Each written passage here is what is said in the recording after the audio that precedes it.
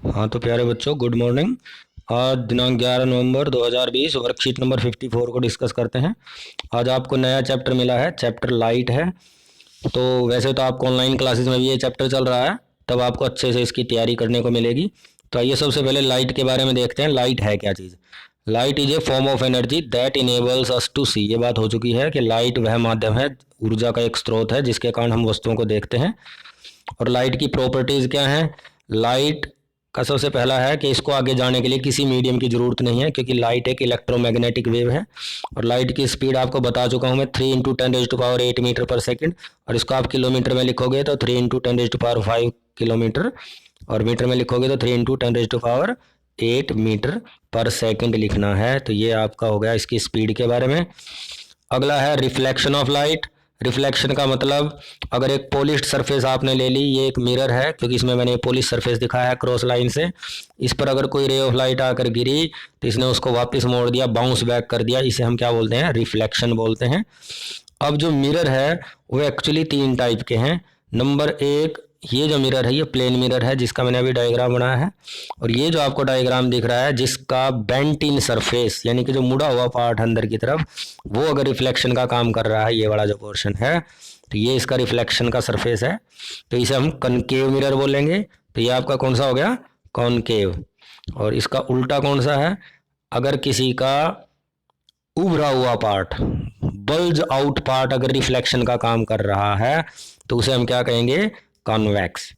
तो convex mirror, concave mirror और plane mirror, तो 3 तरह के आपके मिरर हो गए। और कन्वेक्स और कनकेव को एक इकट्ठा नाम देना हो तो उसे हम क्या बोलेंगे? Spherical mirror. स्फेरिकल मिरर क्यों बोला? क्योंकि ये स्फीयर से बनाया है। इसके इस पोर्शन पे पॉलिश कर दी तो इसको यहाँ से काट लिया मान लीजिए, तो ये आपका बेंट इन सरफेस हो गया, कनकेव हो जाएगा। आपने यहाँ पर पॉलिश कर दी तो इसका बल्ज आउट पोर्शन रिफ्लेक्शन का काम करेगा, इसे हम क्या कहेंगे?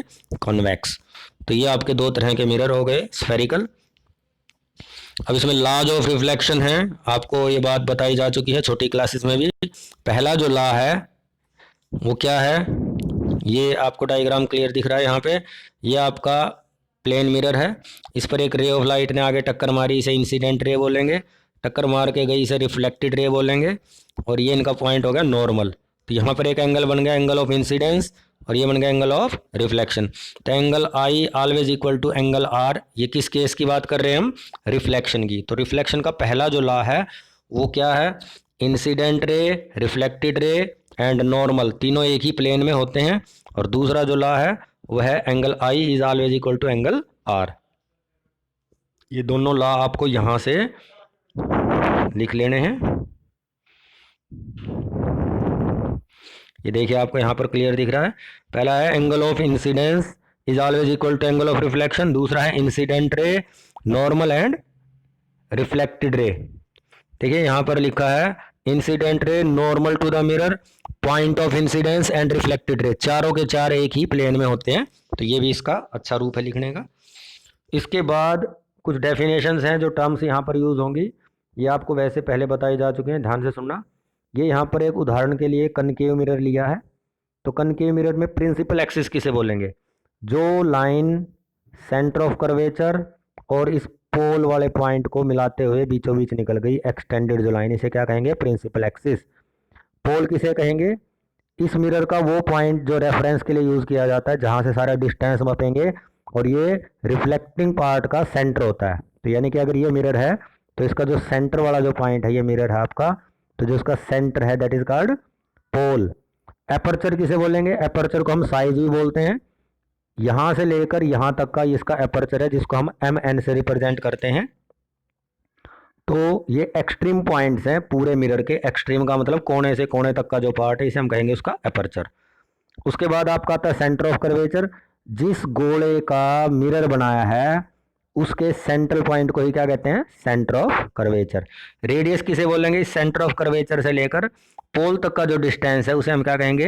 Radius of curvature. फोकस किसे बोलेंगे? जो भी रे ऑफ लाइट इस लाइन के पैरेलल, कोई भी रे ऑफ लाइट यहाँ गई, यहाँ पर जाकर वो रिफ्लेक्ट होगी, ये टक्कर मार के यहाँ से निकल गई, जहाँ से वो निकली है इस प्रिंसिपल एक्सिस पे, इस लाइन को बोलेंगे प्रिंसिपल फोकस। रिफ्लेक्शन के बाद ये एक और रे ऑफ लाइट गई, इसने टक्कर मारी कहाँ पर जाके, इस मिरर पर। टक्कर मारते ही ये भी कहाँ से निकलेगी, प्रिंसिपल एक्सिस पे जहाँ इसने काटा था। ये जो पॉइंट यहाँ पर बन रहा है ये, इसे प्रिंसिपल फोकस बोलेंगे। और इस प्रिंसिपल फोकस और पोल के बीच का जो डिस्टेंस है इसे फोकल लेंथ, फोकल लेंथ को स्मॉल एफ से रिप्रेजेंट करेंगे और प्रिंसिपल फोकस को जो ये पॉइंट था उसे कैपिटल एफ से रिप्रेजेंट करेंगे। तो मेन पॉइंट क्या हो गया, जो प्रिंसिपल फोकस था वो कैपिटल एफ से।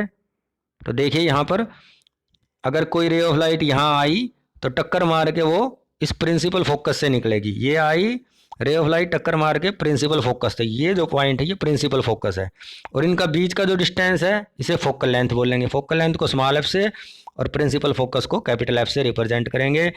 और जो ये फोकल लेंथ है ये हमेशा इस रेडियस की हाफ है। ये जो रेडियस है, मान लीजिए 2 सेंटीमीटर रेडियस है तो 1 सेंटीमीटर उसका क्या होगा, फोकल लेंथ। तो ये आपको यहाँ पर दिख रहा है फोकल लेंथ रेडियस की हाफ होती है फोकल लेंथ। फोकल लेंथ को स्मॉल एफ, प्रिंसिपल फोकस को कैपिटल एफ। ये आपकी डेफिनेशंस हो गई। उसके बाद यहाँ पर कुछ रूल हैं। रूल दोनों लेंसेज के दोनों मिरर के अलग अलग हैं। रूल का बेसिक फंडा एक ही है लेकिन डायग्राम अलग अलग हैं। तो यहाँ पर जो शुरू के जो 3 आपको ये साइड में दिखाए हैं ये आपके कनकेव मिरर के हैं, क्योंकि इनमें कनकेव मिरर के अकॉर्डिंग एक्सप्लेन किया। तो पहला जो रूल है, पहले तो आपने एक लाइन खींच दी, इसे बोलेंगे प्रिंसिपल एक्सिस। ये आपका पॉइंट पी हो गया पोल। इसके पैरेलल कोई भी रे ऑफ लाइट अगर इंसिडेंट होती है, मिरर के ऊपर आके टक्कर मारती है, तो वो हमेशा जहां से गुजरेगी उसे फोकस कहेंगे। तो पहला रूल क्या हो गया, यहां पर लिखा है कोई भी रे प्रिंसिपल एक्सिस के पैरेलल अगर आई मिरर पे टकराई तो वो कहां से गुजरेगी, फोकस से। ये फोकस हो गया।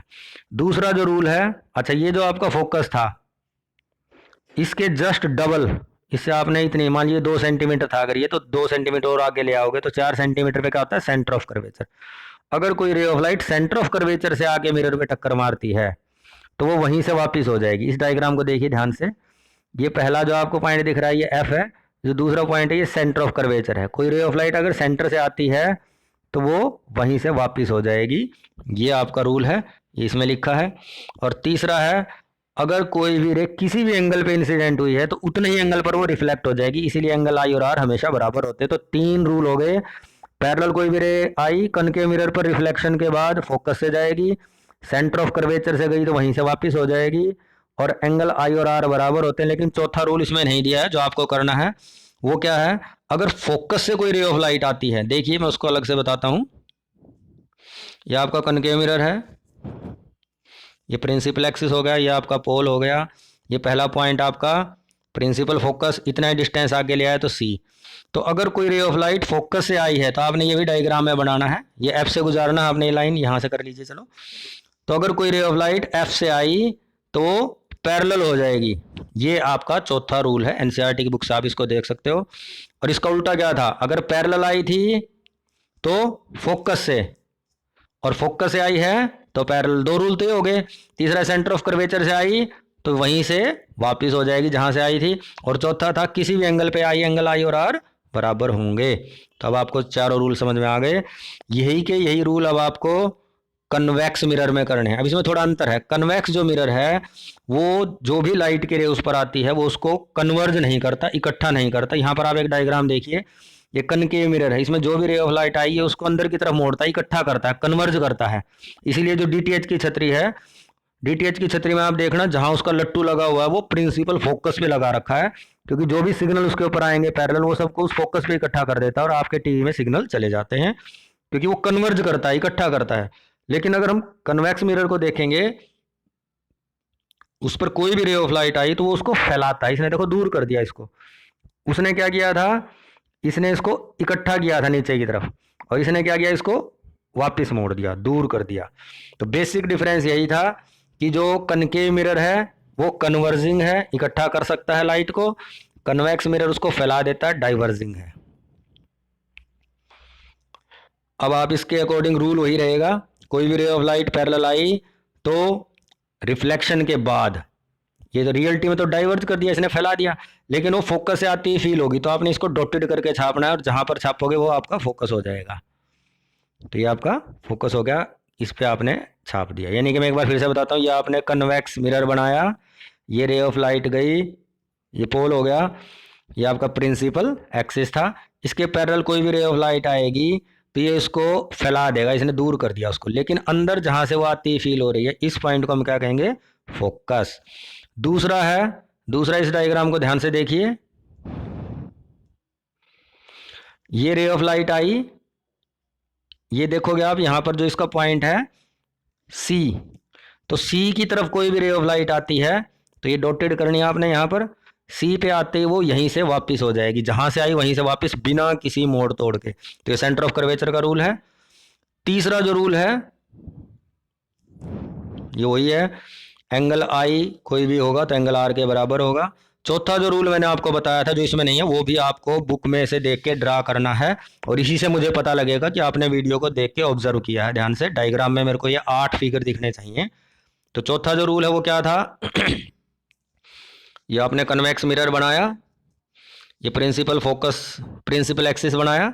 अब इसमें कोई भी रे अगर फोकस की तरफ आ रही है, देखिए आपने पहले पॉइंट फोकस बना दिया यहाँ पर, दूसरा आपने सेंटर ऑफ कर्वेचर। अब अगर कोई भी रे इंसिडेंट होगी किसकी तरफ, फोकस की तरफ, ये देखिए आपने फोकस की तरफ कर दिया इसको, तो ये यहीं से आपने मोड़ देनी है, और अंदर आपने फोकस में से इसको डॉटेड कर देना, जो फोकस का पॉइंट है वहां से आपने इसको डॉटेड करके, यहाँ से जो मैं अभी लाइनें खींच रहा हूँ यहाँ से आपने डॉटेड करना है इसको, क्योंकि रियलिटी में तो वो यहाँ से आई थी और पैरेलल हो गई। तो ये आज का आपका वर्कशीट का एक्सप्लेनेशन था। अब आपको रियलिटी में इजी हो गया सारा कुछ। पहला क्वेश्चन है, right the rule for image through spherical mirror and draw the रे डायग्राम। तो आपको ये 3 और 1 जो मैंने एक्स्ट्रा बताया है, मैंने एक्स्ट्रा कौन सा बताया है, अगर कोई रे ऑफ लाइट फोकस के थ्रू एंटर करती है तो पैरेलल हो जाएगी। इसमें पैरेलल आई थी तो फोकस में से तो है, लेकिन अगर फोकस में से आई है तो पैरेलल वाला नहीं दे रखा, वो आपने करना है तैयार। तो 4 रूल आपके कन्वेक्स के, 4 आपके कनकेव के, टोटल 8 डायग्राम ये आपको बनाने हैं। इसके बाद है draw the concave mirror and mark pole focus centre of curvature. तो आपको ये जो डायग्राम है कनकेव मिरर का है, और ये सारा डायग्राम आपको विद डेफिनेशंस पूरा लिखना है और याद करना है। तो उम्मीद है आपको पूरा क्लियर हो गया होगा। फिर भी कोई डाउट हो तो you may ask. Thank you very much.